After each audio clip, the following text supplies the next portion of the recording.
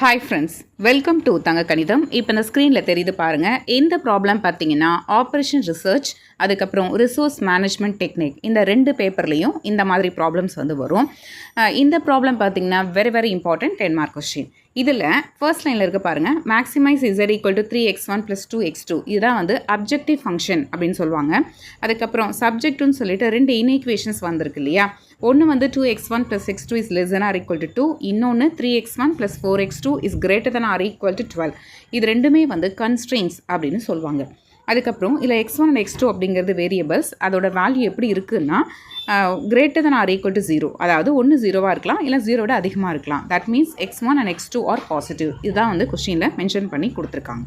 இந்த கொஷினை பார்த்த உடனே எல்லாருக்கும் என்ன தோணுன்னா, இது சிம்ப்ளெக்ஸ் மெத்தடில் இந்த ப்ராப்ளத்தை சால்வ் பண்ணிடலாம் அப்படின்னு தான் தோணும்.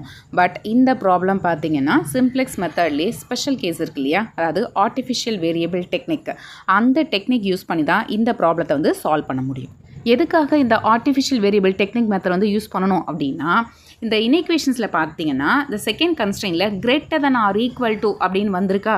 Actually less than or equal to வந்துச்சுன்னா நமக்கு ப்ராப்ளமே இல்லை. ஆர்டினரி சிம்ப்ளெக்ஸ் மெத்தட்லேயே ப்ராப்ளத்தை சால்வ் பண்ணிடலாம். எந்த இடத்துலலாம் greater than or equal to அப்படி இல்லைன்னா equal to அப்படின்னு சொல்லிட்டு கன்ஸ்ட்ரெயினில் வருதோ அந்த கேஸில் தான் நாம் artificial variable technique method use பண்ணணும். இந்த ஆர்டிஃபிஷியல் வேரியபிள் டெக்னிக்கு கீழே ரெண்டு மெத்தட் இருக்குது. ஒன்று பிக்கம் மெத்தட், இன்னொன்று 2 phase மெத்தட்.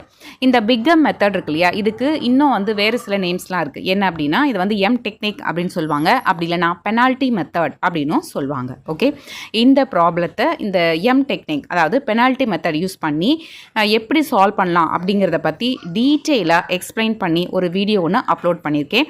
அந்த வீடியோட லிங்க்கை டிஸ்கிரிப்ஷன் பாக்ஸ்லேயும் இங்கே கீழே ப்ளே பட்டன் தெரியுது பாருங்கள், அங்கேயே நான் கொடுக்குறேன். வேணுங்கிறவங்க செக் பண்ணி பார்த்துக்கலாம்.